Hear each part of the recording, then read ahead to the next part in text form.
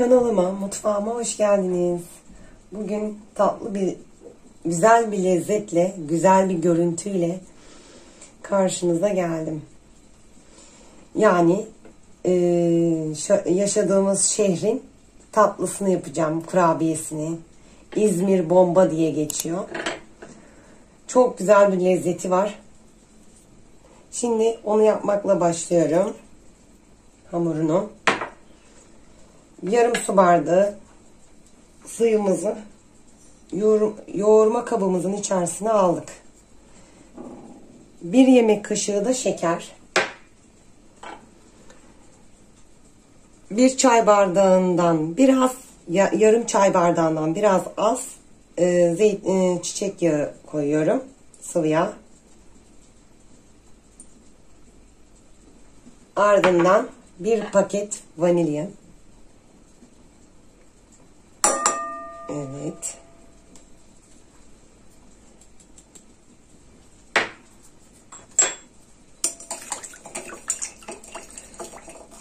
Yalnız suyumuz biraz ılık olacak. Yani soğuk su koymayalım.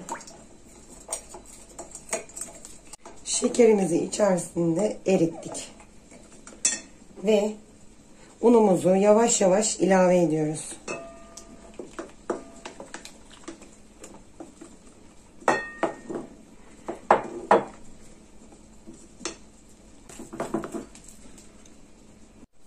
Geri kalan unumuzu da içerisine koyuyoruz. Hamurumuzu toparlamaya çalışıyoruz. Hamurumuz toparlandı. Ele yapışmayan bir hamur. Hamurumuzun yoğurması bitti. Streç filmle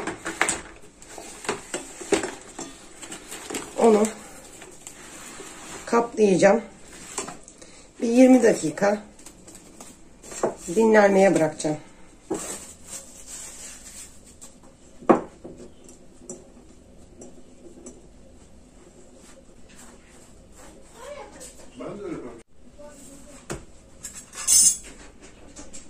Parçaları alıyoruz. Şu şekilde.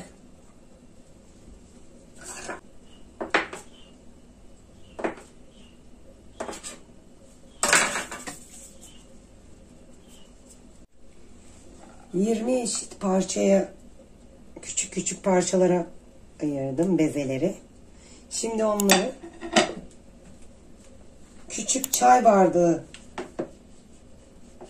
büyüklükte açacağım. Biraz ince olacak.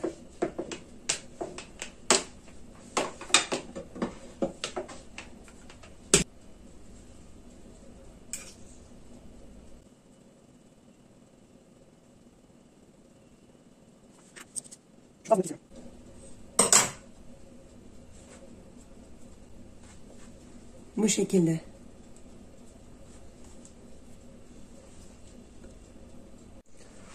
Son bezemi de yapıyorum.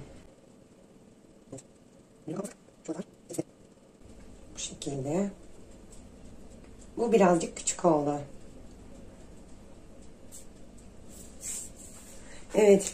250 derece fırında. Bir 5 dakika falan oldu açalı fırını.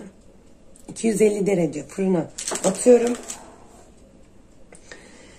Üzerleri hafif kızaracak. Hafif, çok hafif. İzmir bombam hazır. Pişti. Çok basit yapımı. Çok kolay. Herkes yapabilir. Lezzeti de bir o kadar güzel. Deneyecek olanlara afiyet olsun. Beni şu dakikaya kadar izlediğiniz için çok çok teşekkür ederim. Kanalıma abone olmayı, yorum yazmayı, like atmayı, lütfen desteklerinizi esirgemeyin. Çok çok teşekkür ederim. Bay bay.